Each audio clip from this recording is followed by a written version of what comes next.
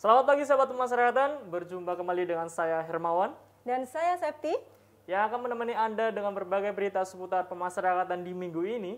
Dan menyaksikan berita apa saja yang hadir pada minggu ini, tetap bersama kami dalam Apa kabar pemasarakatan? Sahabat pemasarakatan, mengembalikan tugas dan fungsi pemasarakatan sebagaimana mestinya dan belajar dari pengalaman diyakini sebagai langkah antisipasi peristiwa yang tidak diinginkan di lingkungan pemasarakatan. Hal tersebut disampaikan oleh Direktur Jenderal Pemasyarakatan Reinhard Silitonga pada saat membuka rapat kerja teknis pemasyarakatan. Sahabat pemasyarakatan, hari ini Rabu 6 Oktober 2021 telah berlangsung acara pembukaan Rapat Kerja Teknis Pemasyarakatan tahun 2021 dengan tema Back to Basic yang dilaksanakan di Hotel Sultan, Jakarta. Kegiatan ini bertujuan untuk mengoptimalkan pelaksanaan fungsi dan tugas pemasyarakatan dalam menentukan langkah-langkah strategis terkait isu-isu aktual pemasyarakatan.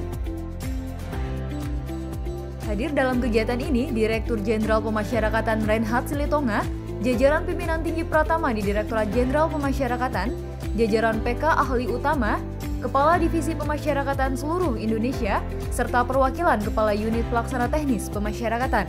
Teman-teman sekalian, saya berkeyakinan insan pemasarakatan adalah pribadi-pribadi yang tangguh, pribadi yang punya moralitas unggul, pribadi yang mampu mendudukkan kepentingan organisasi di atas kepentingan pribadi atau golongan menuju pemasyarakatan maju. Yang perlu kita gapai adalah bagaimana cara melaksanakan tugas dengan konsisten.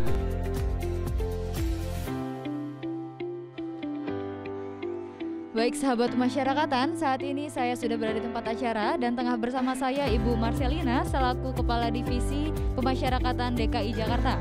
Baik Ibu, bagaimana pendapat Ibu terkait tema Back to Basic dengan kondisi pemasyarakatan saat ini? Terima kasih. Tema Back to Basic pemasyarakatan pada kondisi pemasarakatan saat ini sangat tepat dan saya sangat surprise dengan judul itu. Karena apa?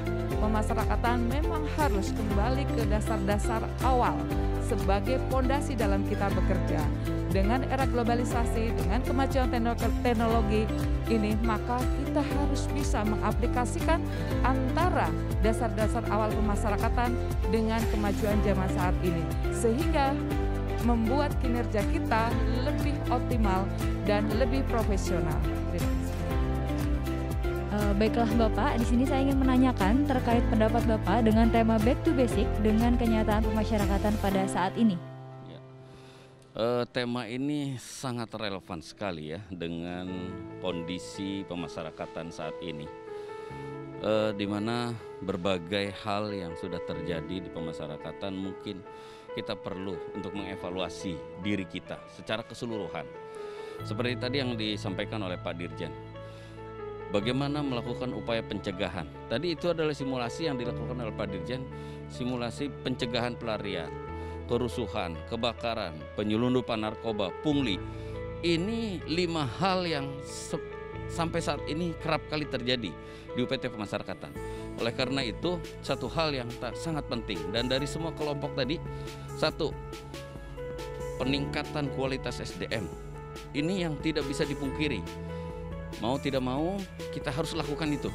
Ya, karena kalau kita lihat dari sebelum 2010 itu dulu masih ada Lat Pimpas diganti dengan Lat Ganispas. Sekarang nggak ada. Berarti ini ada penurunan dari aspek peningkatan kualitas SDM. Ini yang penting. Dan itu mau tidak mau harus kualitas SDM harus ditingkatkan. Sebelum dia masuk bekerja, dia harus sekolah dulu, dididik dulu. Jangan terus terima SK, pakai baju seragam, berangkat. Apa yang mau dikerjakan? Ini adalah bom waktu. Karena apa?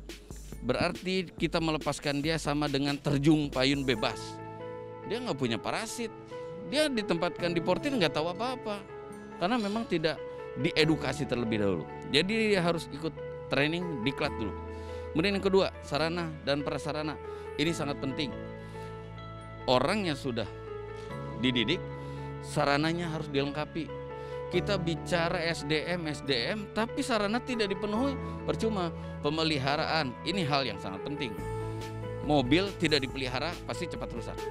Barang kantor tidak dipelihara, pasti cepat rusak. Ya. Yang ketiga, bagaimana kita maintenance. Maintenance ini sangat penting, ya.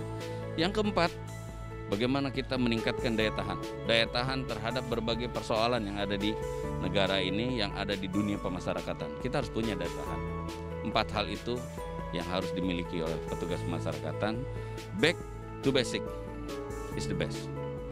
Dari Jakarta, Yola Pas TV melaporkan. Ikrar dan sumpah setia NKRI kembali digaungkan oleh narapidana terorisme.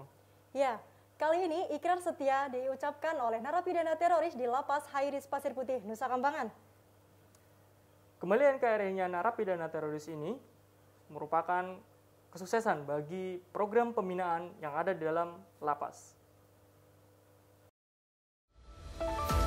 Seorang narapidana teroris Lembaga Pemasyarakatan Hairis kelas 2A Pasir Putih Nusa Kambangan mengucapkan sumpah ikrar setia kepada Negara Kesatuan Republik Indonesia.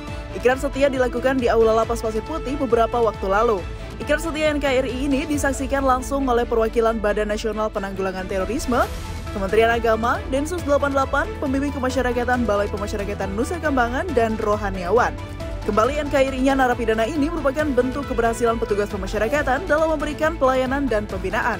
Dengan pembinaan yang tepat dan mampu menyentuh hati, warga binaan mampu terlepas dari paham radikal dan kembali ke pangkuan NKRI. Kepala Lapas Pasir Putih Fajar Nur Cahyono mengatakan bahwa pihaknya akan terus memberikan pelayanan terbaik dan melakukan inovasi dalam bertugas sehingga tujuan pemasyarakatan dapat tercapai. Untuk mengantisipasi musibah kebakaran di UPT Pemasyarakatan, Lapas Sumeneb menggelar pelatihan dan simulasi penanggulangan kebakaran. Kegiatan hasil kerjasama dengan pihak Dinas Pemadam Kebakaran Kabupaten Sumeneb ini disambut baik oleh para peserta yang antusias mempraktikkan bagaimana cara memadamkan api dengan benar. Rumah Tahanan Negara Sumeneb bekerjasama dengan Dinas Kebakaran Kabupaten Sumeneb melaksanakan pelatihan dan simulasi penanggulangan kebakaran pada Sabtu 2 Oktober lalu. Kegiatan diikuti oleh seluruh jajaran Rutan Sumeneb termasuk pejabat struktural dan regu pengamanan hingga staf kantor. Pelaksana tugas Kepala Rutan Sumeneb Ridwan Susilo mengatakan bahwa kegiatan ini dilakukan untuk memberi petugas pengetahuan tentang cara memadamkan api saat terjadi kebakaran, serta fungsi-fungsi alat pemadam yang ada. Dengan demikian, jika terjadi peristiwa kebakaran yang tak diinginkan, keselamatan warga binaan juga petugas dapat diupayakan. Pada kesempatan tersebut, para petugas diberi kesempatan untuk mempraktikkan cara memadamkan api yang benar. Dan usai simulasi, kegiatan dilanjutkan dengan pengecekan jalur evakuasi yang ada di dalam blok hunian. Sahabat pemasyarakatan, berita menarik selanjutnya datang dari Semarang. Peningkatan kualitas pelayanan publik bagi warga binaan menjadi prioritas bagi Lembaga Pemasyarakatan Semarang. Ya, untuk itu LPP Semarang bekerjasama dengan Ombudsman Republik Indonesia, perwakilan Jawa Tengah, membuka aduan di dalam lapas. Guna meningkatkan kualitas pelayanan publik bagi warga binaan, Lembaga Pemasyarakatan Perempuan Semarang bekerjasama dengan Ombudsman Republik Indonesia perwakilan Jawa Tengah membuka klinik aduan di dalam lapas. Di klinik aduan ini, warga binaan dapat menyampaikan keluhan serta keresahan apa saja yang mereka rasakan selama mendapatkan pelayanan di dalam lapas. Kegiatan pembukaan klinik aduan ini dihadiri oleh Kepala Ombudsman Republik Indonesia perwakilan Jawa Tengah, Siti Farida. Ia pun bertemu langsung dengan warga binaan untuk mendengar langsung aspirasi mereka. Kami mengucapkan banyak terima kasih sekali atas rawatnya pada kesempatan hari ini pada acara peresmian klinik pertama. Aspirasi dari warga binaan diharapkan dapat menjadi koreksi dan masukan guna perbaikan. Selain itu, juga untuk meningkatkan kepuasan warga binaan dan keluarga terhadap pelayanan yang diselenggarakan, sehingga predikat wilayah birokrasi bersih dan melayani dapat dipertahankan. Warga binaan Lapas Singaraja memiliki cara unik untuk mengusir rasa jenuh di dalam lapas. Ya, salah satunya dengan mengikuti kegiatan pembinaan kreativitas yang tak biasa, yaitu dengan membuat tanaman bonsai. Warga binaan Lapas Kelas 2B Singaraja menyulap limbah plastik dan koran menjadi kerajinan bonsai nan ciamik. Kreativitas ini merupakan hasil kegiatan pembinaan kemandirian yang dilaksanakan di dalam lapas. Berawal dari kegelisahan melihat limbah koran dan plastik yang lumayan banyak di dalam lapas, seorang pegawai dan warga binaan lapas akhirnya mengolah limbah tersebut menjadi sebuah tanaman bonsai yang cantik, sekaligus memiliki nilai jual. Satu bonsai mini dibanderol dengan harga Rp40 hingga Rp70.000. Dan dalam satu minggu, para warga binaan mampu memproduksi sekitar 10 hingga 15 pohon bonsai. Pohon bonsai yang sudah jadi dipasarkan di galeri kegiatan kerja yang berada di depan Lapas Singaraja, serta melalui online.